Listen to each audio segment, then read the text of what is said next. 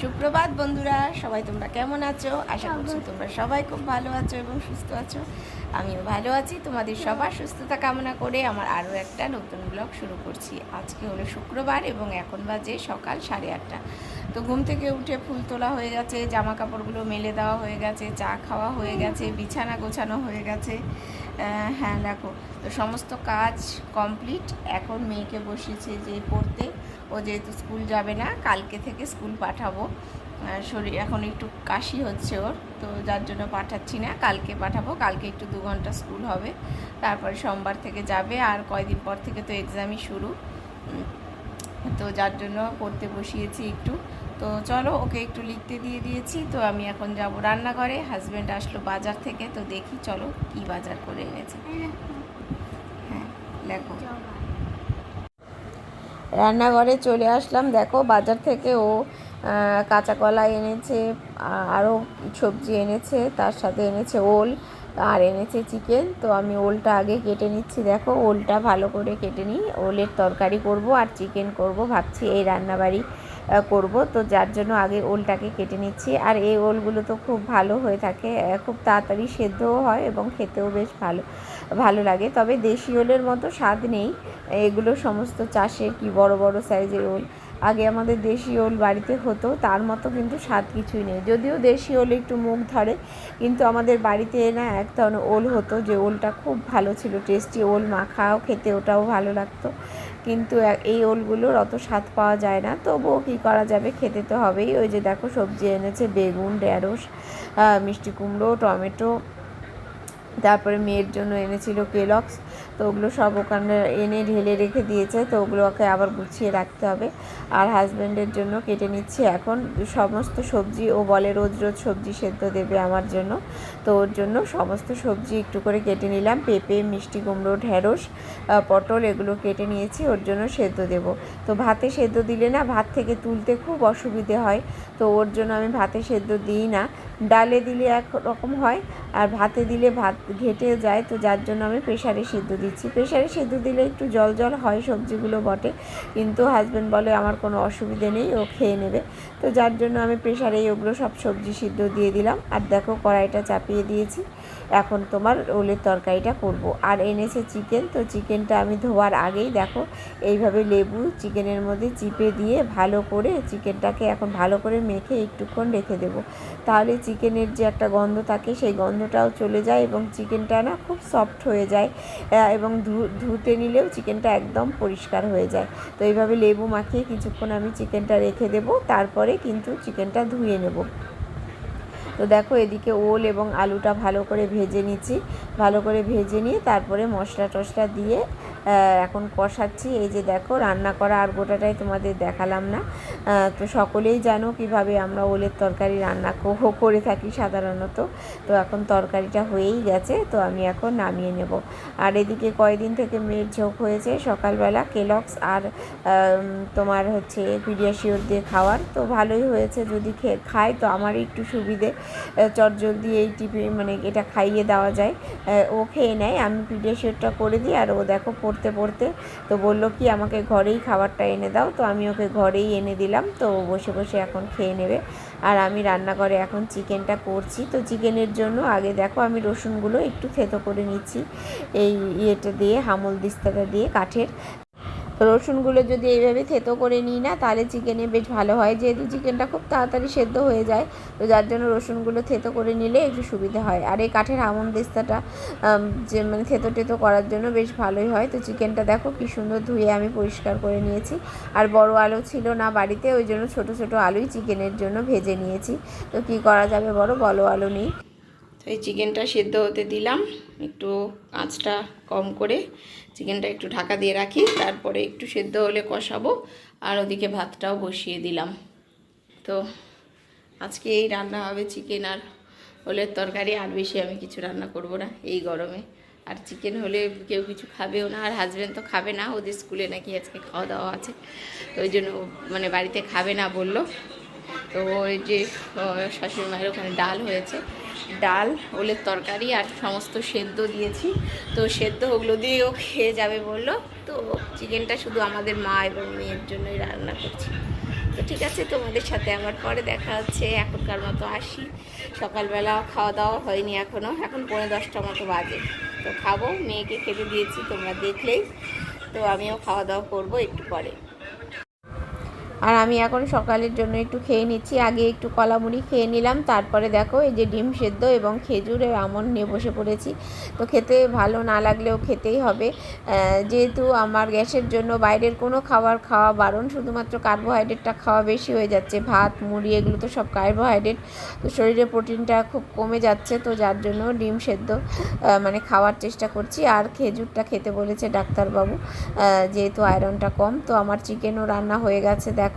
তো চিকেনটা এখন ঢাকা দিয়ে রেখে দিয়েছি, ঢাকা দিয়ে রেখে এখন যাবো চান করতে। তার আগে গাছের একটা পেয়ারা পেরেছিলাম, তো পেয়ারাটা খাচ্ছি। আর এদিকে দেখো মেয়ের পড়াশুনো তো কোন ফাঁকে হয়ে গেছে, তো বইপত্রগুলো গুছিয়ে আমি রেখে দিলাম।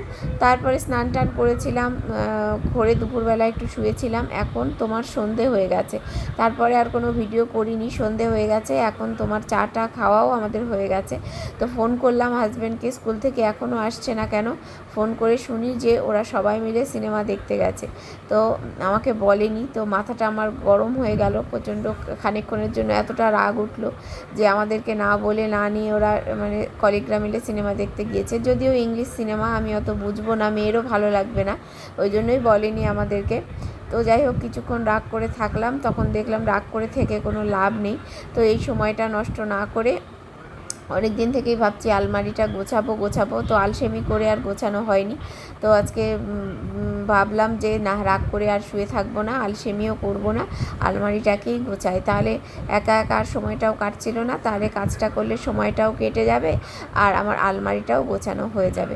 তো আলমারিটা অনেকক্ষণ ধরে ভালো করে আজকে যত কিছু আলমারির ছিল সব নামিয়েছিলাম। দেখো, নামিয়ে আলমারিটাকে সুন্দর করে আমি গুছিয়ে নিয়েছি। গোছানোর পর দেখতে কতটা ভালো লাগে। আসলে জামা কাপড় এত বেশি হয়ে যাচ্ছে, আলমারি কবে কেনা হবে, তবে একটু শান্তিমতো আমি গোছাতে পারবো। তো গোছানো হয়ে গেছে আলমারি। তারপরে আমি এসেছি এখন ঘর দুয়ারগুলো মানে ঘরের ফার্নিচারগুলো মুছতে। তো এরপরে আমার হাজব্যান্ডও চলে আসলো।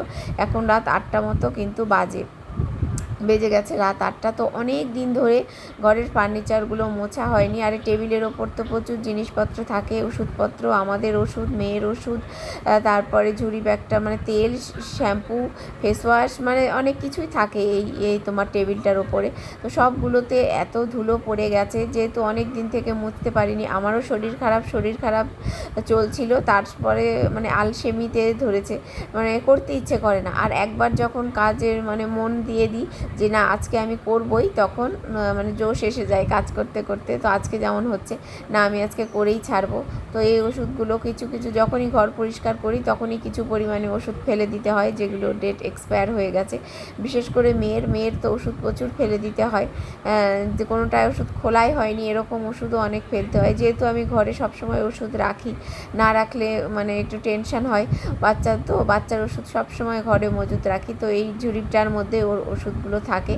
তো সমস্ত নামিয়ে ভালো করে মুছে নিচ্ছি। তো বেছে যেগুলো ওষুধের ডেট আছে তো সেগুলো রেখে দেবো, আর যেগুলো এক্সপায়ার হয়ে গেছে সমস্ত কিছু ফেলে টেবিলটাও আমার ভালো করে পরিষ্কার করা হয়ে গেছে। তারপরে দেখো এখন খাটটাও মুছে নেব। খাটও মোছা হয়ে গেল, তারপরে আলমারিটার পেছনে লেগেছি, আলমারিটাও মুছে নিচ্ছি। সেই হায়দ্রাবাদ যাওয়ার আগে মানে আগে থেকেই করব, কিন্তু হায়দ্রাবাদ থেকে আসাও কতদিন হয়ে গেল, তবুও আমি মোছামুছি করতে পারিনি। ওই বললাম যেহেতু নার্ভের ওষুধগুলো খাচ্ছি, তাতেও একটু শরীরটা না কেমন ঝিমিয়ে যায়, না একটু দুপুরবেলা শোয়ার পরে না ভীষণ আলসেমি লাগে। তো আজকে মনে করলাম না, আলসেমি করলে আর হবে না। ঘরটা নোংরা থাকলে আমার তো ভালোই লাগে না, একদমই আমি সহ্য করতে পারি না নোংরা, চারিদিকে ধুলো পড়ে থাকলে খুব খারাপ লাগে। কিন্তু কষ্ট করে থাকতে হচ্ছিলো, যেহেতু শরীরটা সাথ দিচ্ছিল না, তো সেই জন্য। তো আজকে ভাবলাম না, ঘরটা ভালো করে পরিষ্কার করব। আর সকালবেলা রান্না বাড়ি কাজকর্ম করে না, তখন আর আমার এগুলো পরিষ্কার করতে ইচ্ছে করে না।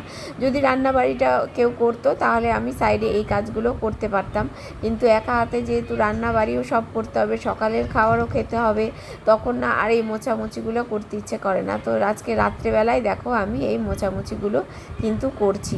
তো ঘরটা এইভাবে মোছামুছি করে সব পরিষ্কার করলে না ঘরটাতে থাকতেও ভাল লাগে, আর মনে হয় ঘরটা যেন নতুন করে ঘরের প্রাণ ফিরে আসলো। তো দেখো হাজব্যান্ড এসে সোফার মধ্যে এসে মোবাইল দেখছে, আর আমার মেয়ে ওদিকে বিছানায় মোবাইল দেখছে। ওকে একটু পড়াশুনোও করিয়েছিলাম সন্ধেবেলা, করার পরেই এই কাজগুলোতে লেগেছি। তো দেখো এখন ওই দরজাটা আর আমাদের ফটো ফ্রেমটাতেও কী পরিমাণে ধুলো পড়েছিল, কয়েকদিন থেকে দেখতে পাচ্ছিলাম, দেখতে এত খারাপ লাগছিল। তো ওটাকেও মুছে দিলাম। আর বাইরের দিকের দরজাটাতে যে এত ধুলো কোথায় থেকে আসে জানি না। বর্ষাকাল এখন, যদিও কিছুদিন হলো বৃষ্টি হচ্ছে এখন, তো আগে বৃষ্টি হয়নি, তবুও ধুলো নোংরা কোথায় থেকে যে এত আসে কে জানে। আসলে একতলা বাড়িতে মনে হয় একটু বেশি ধুলো হয়, আর আমাদের চারিদিকে মাটি রয়েছে, তো যার জন্য একটু বেশি ধুলো নোংরা হয়। তো সমস্ত কিছু মোছা আমার এখন কমপ্লিট। এই ফাঁকে কিন্তু এক ফাঁকে গিয়ে আমি রান্নাঘরে ভাতটাও বসিয়ে দিয়ে এসেছিলাম। তো আবার গিয়ে একবার চেক করলাম যে ভাতটা এখনও হয়নি, আর একটুক্ষণ সময় লাগবে। তো আর একটু পরে ভাতটাকে কিন্তু আমি নামিয়ে দেব। তো ভাতটাকে একটু পরে নামিয়ে দিয়ে এসেছিলাম, নামিয়ে দিয়ে এখন লাস্ট কাজ হলো বিছানার চাদরটা চেঞ্জ করা। গোটা ঘরই যখন পরিষ্কার করলাম, তো তখন ভাবলাম যে বিছানার চাদরটাও চেঞ্জ করি। আর রাত্রে শোয়ার আগে যদি বিছানার চাদরটা চেঞ্জ করা যায় তাহলে মনে হয় শুতেও একটা শান্তি লাগে। আর ঘর যখন পরিষ্কার করেছি তখন বিছানার চাদর চেঞ্জ না করলে তো আমার ভালোই লাগবে না। তো ভাবলাম যে রাত্রেবেলায় চেঞ্জ করে নিই, তাহলে সকালে উঠে বিছানার চাদরটা ভিজিয়ে দিতে পারবো।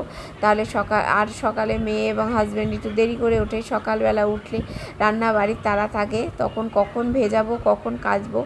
কাজের দিদি তো সকালই চলে আসে, ওই জন্য আর মানে ভাবলাম যে রাত্রেই তুলে নিই বিছানার চাদরটা। তুলে দেখো বিছানার এক নতুন চাদর পেতে দিলাম। এখন মনে হয় ঘুমটাও ভালো আসবে। নতুন বিছানার চাদর পাতলে না খুব ভালো লাগে। আর আমার বিছানার চাদর চেঞ্জ করতে আমি একটু বেশি ভালোবাসি। আর হাজব্যান্ডকে বলছিলাম যে তুমি একটু বালিশের ওয়্যারগুলো লাগিয়ে দাও, কোনো কাজই তো করলে না, বালিশের ওয়্যারগুলো লাগিয়ে দাও। তো একটু বালিশের ওয়্যারগুলো লাগিয়ে দিল। বাপরে বাপ, কাজ করতে নিলে এত গরম লেগে যায়। তো সব কাজ মোটামুটি কমপ্লিট, এখন শুয়েও শান্তি। বিছানাটাও পরিষ্কার করলাম, শুধুমাত্র ঘরটা ঝাড় দেওয়া হলো না। তো ঘর আর ঝাড় দেবো না, এখন খাওয়া দাওয়া করবো। খাওয়া দাওয়া মানে এখন একটু মুখ টুক ধোবো, ধুয়ে চুল বাঁধবো, তারপরে খাওয়া দাওয়া করে শুয়ে পড়া আর কি। এখন 9:30 মতো বাজে। দেখলি কতগুলো কাজ হলো। আলমারি গোছালাম, গোটা ঘরের ফার্নিচার সব মুছলাম। অনেক দিন করা হয়নি আসলে, আলসেমি, শরীর খারাপ, এই করে আর করা হচ্ছিল না। তো আজকে জোর করেই করলাম। তো সময়টাও কেটে গেল, কাজটাও হয়ে গেল। খাওয়া দাওয়া করবো আর কি। তো আজকের ব্লগটা এখানেই শেষ করছি। সবাই ভালো থেকো, সুস্থ থেকো, tata, bye bye, good night.